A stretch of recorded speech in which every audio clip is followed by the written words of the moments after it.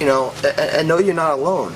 Everybody I know in my personal life, in the industry that I'm in, has faced this adversity, this recession. The recession is a universal term, meaning it affects the strongest of the strong and the weakest of the weak, the richest and the poorest, and everything in between.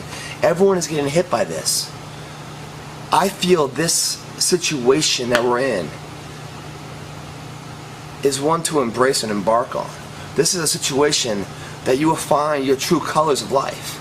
You also see the true colors of your friends right now. Everything rises to the surface. There's no more bullshit right now because shit has hit the fan. And who's going to stand up? Once everything else if your foundation, guys, is built upon your looks or your body or the money you have or the family you have, if that is the rock of which you've built your identity from, well, when shit hits the fan, that motherfucker crumbles. And then you're left lostless. You don't know what to do. You've lost your identity in life. It's not until you build the foundation of self-worth, integrity, principle, character, sacrifice, due diligence, work ethic, sweat equity, those blocks that we learn in the gym will stand the test of time. Will remain standing after the greatest storms. Because you know who you were before the success. Those blocks gave you the success. And if the success crumbles, those blocks will still bear the fruit of greater success later. You can count on them. If you win the lottery and you get all this money, you're not rich. You're just about 5 months away from being poor again. Because you don't understand the concept of it all. You have to go through the trial and error of life, like Sam's talking about, that he's going through right now, to find out what you're made of. This time right now is not a bad time. It's a challenging time. And in hard times, the outcome of hard times, if you make it through, is a better you. When you start saying things like, you know, I hope it is fucking hard. I hope it's so fucking hard that no one can do it. That way, when I do it, I'm that much more ahead of everybody. I want it so fucking hard, to be so hard and so challenging, that when I get it, man, I reap all the reward. I don't want luck in the equation because I don't need it. You start saying terms like that, man, you're someone that believes it. You got confidence. I don't give a shit what the endeavor is. You're gonna find a way to do it. That's the differential right there. That's the confidence that no matter what's in front of you, the never say die attitude drives you through it. And all your shortcomings and your failures along the way don't set you back, but just gives you a report card of where your weaknesses are and your strengths, so you can rebuild that weak chain of life to continue the path to success. Asking how hard it is looking for second place. Saying I hope it's fucking hard and no one can do it, because that way when I do it, I'm the sole survivor. That's somebody that's gonna fucking do it. Not only do it, raise the motherfucking bar. I have no doubts that guy's gonna do it. That's how you gotta be, man. Before you embark on it, you've got to believe that strongly that you will cross that finish line. Otherwise, it's a race you don't want to enter. Steady, easy go, smooth and steady. That society likes because they don't like too much, abruption or abrasion in life. Everything is smooth and steady. Smooth and steady is not the way to be remembered. It's not the way to get to your goals. Life is too fucking short for that shit. It's getting hard right now, Ethan. That should be, a tangible remembrance that you're on the right path. You're on the path of change. You're on the path that is going to lead to someone that you want to be. If it was so easy and everything else, you're on the wrong path, man. That should just wake you up every day. Yes, I'm doing something right. I'm on the right path. Go into these endeavors, these changes, these transformations, knowing it's going to get worse before it gets better. Accept that. Welcome that. Just search for that. Because those are the challenges that creates the betterment of who it is at the end. Without those struggles, those pressure plates of life, then there is no molding of the character of who you are into that person. being a ranger isn't a name. It's a value. You can't go buy it. You gotta earn that shit. In life, if you want to be remembered, you can't go buy that either. You can't be some trust fund baby where mom and dad gave you everything and expect to live a life of fulfillment. No one can give you that satisfaction. You gotta be willing to lose something to gain it. And the process of losing it, the transformation, that process, where you're going for it, that's where you find yourself, man. That's where you really find that you're living.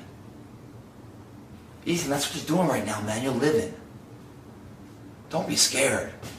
Don't be thinking it's too hard, man. It's all right. It's never been more right. Don't listen to other people. Their opinions should never value anything in your mind. Those other people really are looking at you, voicing their opinions just because they can't do it themselves. They're weak. And so they're going to tell you stuff like, dude, I don't know why you're doing that. Why are you putting all that detail up in the ceiling? Why are you doing that? Doing all that stuff because as you grow ahead and you get further and further along, you are broadcasting, shining light on their shortcomings. And they don't like that. They were comfortable until you came along and challenged them indirectly. They won't be so manned up, manly to tell you that though. They won't be that honest. They're going to tell you, man, yeah, you shouldn't be doing all that work. Nah, shouldn't be doing it. You do the work, and then all of a sudden, it's done and polished and it looks great, and then it's not a shortcoming for them. It's a fucking mile long coming.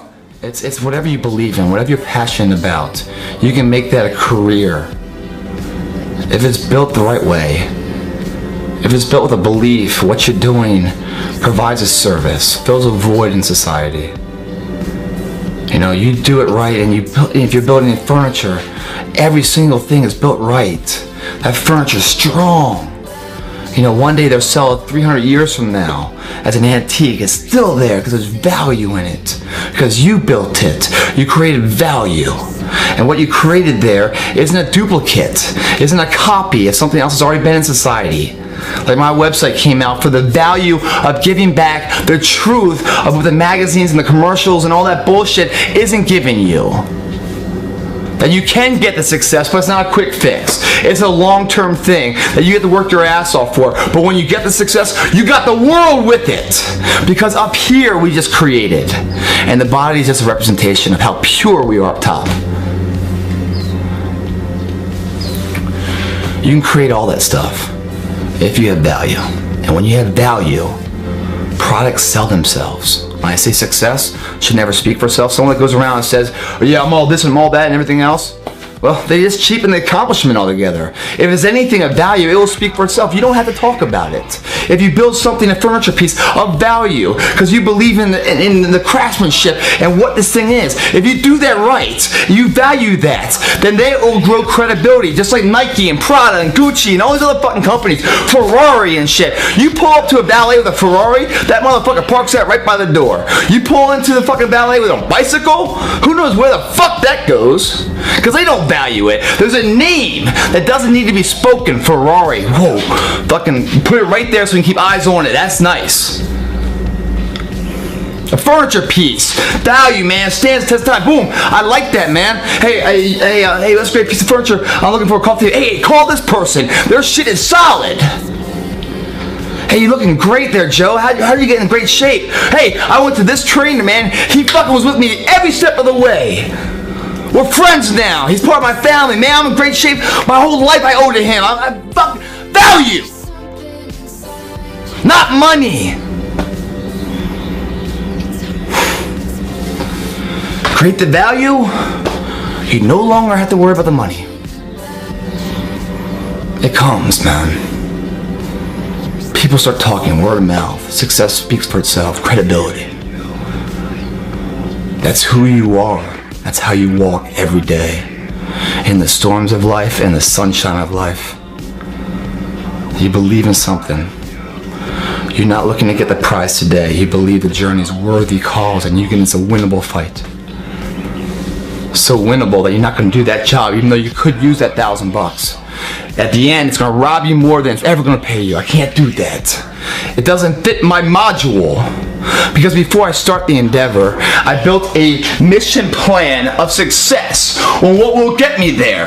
And that motherfucker doesn't fit into it. Fuck you and your jeans. You think I wear those jeans anymore, by the way? Fuck no.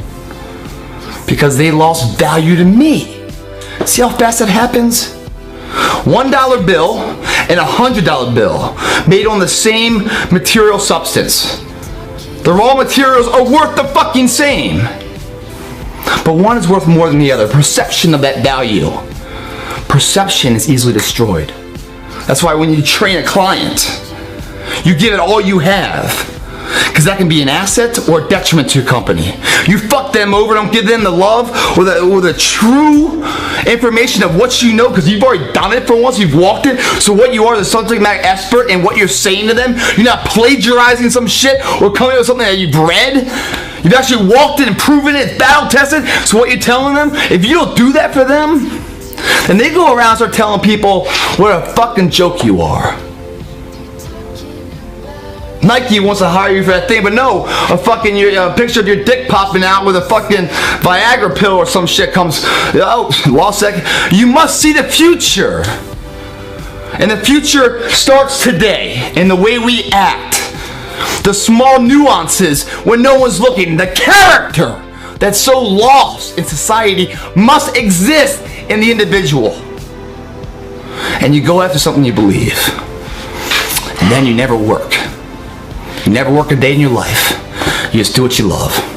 Without pressure, there is no change.